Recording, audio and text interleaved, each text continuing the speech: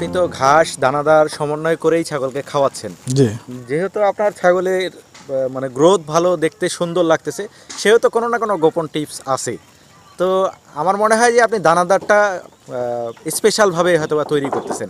আচ্ছা, দানাদারটা কীভাবে তৈরি করতেছেন আসলে? আসলে দানাদারটা আমি আগেও বলেছি যে দানাদারটা এমনভাবে সিলেকশন করতে হবে যেন ছাগলের বডি স্কোরটা ঠিক থাকে এবং কোন ছাগলের জন্য কী পরিমাণে দানাদার দিতে হবে সেটা নিয়েও আমি কথা অলরেডি বলছি। তো দানাদারটা আমি যেটা করি, আসলে দানাদারটা বেশি পরিমাণে খাওয়াইলেও যে আপনার খুব একটা ভালো হবে সেটাও না, একটা ছাগলের জন্য সেটা আপনার খামারের কস্টিং বেড়ে যাবে সেটাও বলছি। সেজন্য এমনভাবে দানাদারটা তৈরি করা উচিত যেন ছাগলও ভালো খায় এবং ছাগলের কোনো প্রবলেম না হয়। তা আমি যেটা করি যে আপনার ছাগল, আমি দানাদারটার রেশিওটা যেভাবে তৈরি করি, আমি ইস্ট ফার্মেন্টেড কর্ন খাওয়াই। হ্যাঁ, ইস্ট ফার্মেন্টেড কর্নটা হচ্ছে আপনার ভুট্টার যে গুঁড়াটা আছে, হ্যাঁ, এই গুঁড়াটা আমি ইস্টের সঙ্গে এটা সংমিশ্রণ করি। ইস্টটা এখন কী জিনিস, বেকারির যে ইস্টটা পাওয়া যায়, হ্যাঁ, সেই বেকারির ইস্টটা আমি যেটা করি, এটা তো মৃত অবস্থায় থাকে। এটাকে প্রথমে আগে লাইভ করে নিতে হয়। লাইভ করে 1 কেজি আপনার হচ্ছে মানে কর্নের সঙ্গে, মানে ভুট্টার গুঁড়ার সঙ্গে 3 থেকে 5 গ্রাম আপনার ইস্ট দিতে হয়। ঠিক আছে? তো এই ইস্টটা আপনার হচ্ছে ইস্টটা লাইভ করার পরে এই ভুট্টার সঙ্গে মিশ্রণ করে। আচ্ছা, ইস্টটা লাইভ করেন কীভাবে আসলে? ইস্টটা লাইভ করতে হয় আপনার হচ্ছে গরম পানির সঙ্গে, মানে কুসুম কুসুম গরম পানি, যেটা হাতে সহ্য হবে, সেটা গরম পানির সাথে আপনার চিনি অথবা মোলাসেস দিয়ে এটা ওই ভুট্টা, মানে ওই ইস্টটা দিলে ওইটা দেখবেন যে ফুলে উঠতেছে। তখন 10-15 মিনিট রাখলেই ফুলে উঠবে, ওইভাবে লাইভ হয়ে যায়। তখন ওই ভুট্টার গুঁড়াটা আমরা মাখা মাখা করে রেখে ওই লাইভ ইস্টটা ওখানে রেখে দিয়ে ওটা মিনিমাম 12 ঘন্টা আপনাকে এয়ার টাইট করে রাখতে হবে। এয়ার টাইট করে রেখে দেন অন্য যে দানাদারগুলো দিই, আপনার মনে করেন যে আমি যে কোনো 2টা ডালের ভুসি ইউজ করি, মসুরের ভুসি অথবা খেসারির ডালের ভুসি, আর পাশাপাশি আপনার অন্য ভুসি থাকে। এই সবগুলো ভুসি দিয়ে যেটা আপনার ইস্ট ফার্মেন্টেড যে কর্নটা থাকতেছে রেডি করে রাখছি রাত্রে। হ্যাঁ, মিনিমাম 12 ঘন্টা, 24 ঘন্টা হলেও কোনো সমস্যা নাই।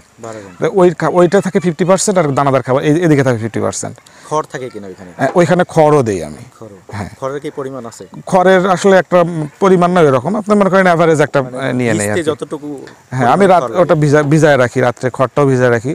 ভিজা রেখে সকালে ওই সম্পূর্ণটা একসঙ্গে মিশ্রণ করে দেন আমি ছাগলকে সকালে এবং বিকালে 2 বেলা পরিবেশন করি। আচ্ছা, তাতে ছাগলের কোনো প্রবলেম হয়? এইটা একটা ভালো কোশ্চেন। আমি এটা কেন খাওয়াই এবং খাওয়াইলে কি ধরনের উপকার হয়, এইটা আসলে আমি নেট থেকে অনেক অভিজ্ঞ ভাইরা আছে, তারা লং টাইম ধরে এই প্রসেসটা চালাচ্ছে, দেশের বাইরেও এই প্রসেসটা দিয়ে অনেকে খামার চালায়। আমি সেখান থেকে ইন্টারনেট থেকে এই তথ্যগুলো নেই।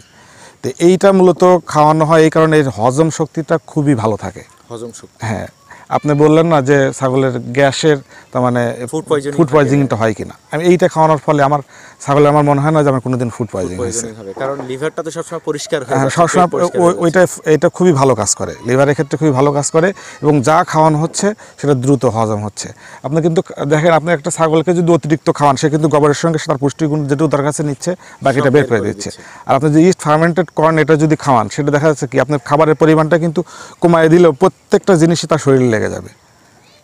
আপনাকে কথাটা কি বুঝাইতে পারছি কিনা আমি জানি না। বুঝতে পারছি, কারণ মানে কোনো ওয়েস্টেজ হবে না খাবার, এক কথায় যেটা পুষ্টিগুণ আছে পুরোটাই তার দেহে থেকে যাচ্ছে। হ্যাঁ, আর সেই ক্ষেত্রে দেখা যায় যে আপনি নতুন একটা জিনিস খাওয়াচ্ছেন, পায়খানা টায়খানা করে কিনা? কারণ বিদেশে যারা করে তাদের কিন্তু ওয়েদার একরকম, বাংলাদেশের ওয়েদারটা আরেক রকম। যেহেতু আমি নিজেই নতুন শুনলাম এই নামটা, সেক্ষেত্রে আপনি যখন খাওয়ানোর পরে এই ওয়েদারের সাথে স্যুট করতেছে কিনা খাবার? আসলে যে কোনো ধরনের খাবারই, ছাগল হোক, যে কোনো পশু পাখি হোক, মানুষ হোক, প্রথম পর্যায়ে কিন্তু অল্প পরিমাণে দিতে হবে।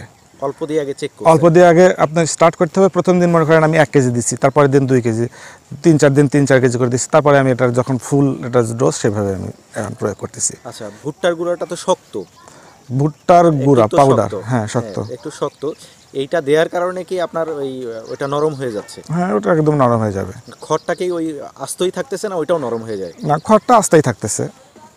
মানে সেক্ষেত্রে আপনার ছাগলের খাইতে সুবিধা হয়, আর অন্য কোনো প্রবলেম মনে হয় না? না, প্রবলেম মনে হয়। এতে আপনার খরচ কি রকম আসতেছে? খরচটা অবশ্যই অনেক কমে যাচ্ছে, কারণ আপনাকে আগেই বলছি যে এটা খাওয়াইলে মানে শরীরের সব ধরনের যত ধরনের খাবারে খাচ্ছে সব পুষ্টিগুণটাই তার শরীরে থেকে যাচ্ছে।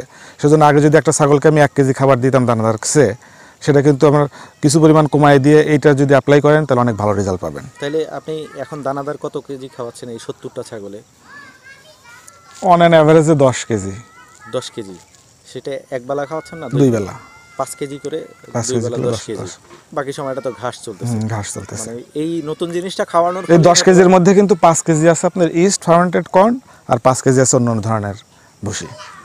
আর 70টা ছাগল ক্ষেত্রে এখানে বাচ্চা অনেকগুলো আছে, সেগুলো বাদ দিতে হবে। কর্ন বলতেছেন যেটা, এটাকে ওই যে ভুট্টার গুঁড়া, পানি আর ওই ইস্টটা সংমিশ্রণ করে, হ্যাঁ, এটা সংমিশ্রণেই বলতেছেন ইস্ট ফার্মেন্টেড কর্ন। হ্যাঁ, আর সাথে হচ্ছে দানাদার থাকতেছে, খড় থাকতেছে, ভুসি থাকতেছে, খৈল থাকতেছে, এটা আলাদা, দুইটাই সংমিশ্রণ করে সকালবেলা উঠে খাওয়াচ্ছে। সকালে খাওয়াচ্ছি, এটা আবার বিকালে খাওয়াচ্ছি, মানে বিকালের দিকে খাওয়াচ্ছি আর কি এটা। আচ্ছা, সেক্ষেত্রে এটার কালার কি মানে চেঞ্জ হয়ে যায় নাকি দানাদার? না, কালার চেঞ্জ হবে না, স্মেলটা চেঞ্জ হবে, মানে ঘ্রাণটা চেঞ্জ হয়ে যাবে। মানে আপনার এই ধরনের ঘ্রাণ পাইলে প্রথম ছাগল হয়তোবা আমি এখানে তো ধীরে ধীরে অ্যাপ্লাই করছি, আমার সব ছাগলই খায়। তাইলে আপনি প্রথমে হয়তোবা নাও খেতে পারে। কোথা থেকে করতেছেন এই যে ইস্টটা তো বেকারি ইস্ট, যে কোনো বেকারিতে গেলেই পাবেন, বেকারিতে। মানে সেক্ষেত্রে আপনি মানে একটু ভালো করে দেখে শুনে নিছেন তো আপনার ছাগলের কোনো প্রবলেম হবে কিনা? না, অবশ্যই, আমি তো এটা 4 বছর ধরে অ্যাপ্লাই করতেছি। 4 বছর হলে আমি এটা অ্যাপ্লাই করতেছি। খাওয়ানো যায় আসলে? এটা আমার তো অবশ্যই খাওয়ানো যাবে, এটা পরীক্ষিত, এটা কোনো ভুল ভাই নেই। আসলে আপনার কাছে নতুন অভিজ্ঞতা, আমারও জানা হলো এই ব্যাপারে, হয়তো আমার জানা ছিল না। অনেক খামারই শুনলো, তাদেরও উপকার হবে। তো আপনাকে আসলে অসংখ্য ধন্যবাদ। আপনাকে অনেক ধন্যবাদ। দর্শক, ডট এগ্রো ফার্মে রয়েছি।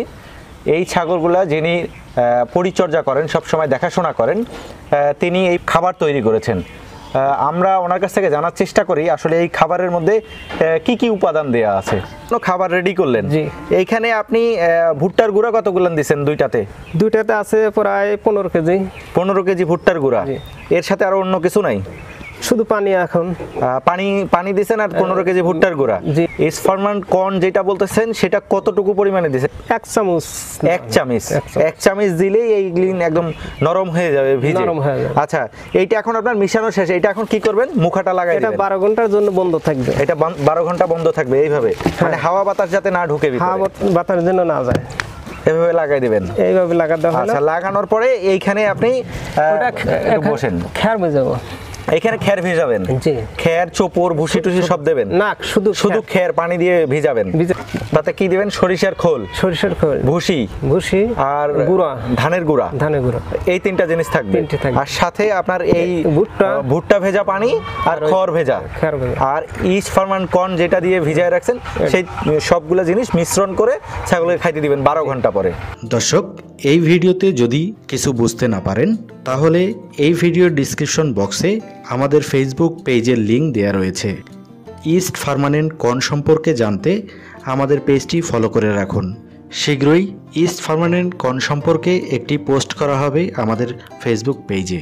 এরকম নতুন নতুন ভিডিও পেতে আমাদের চ্যানেলটি সাবস্ক্রাইব করুন।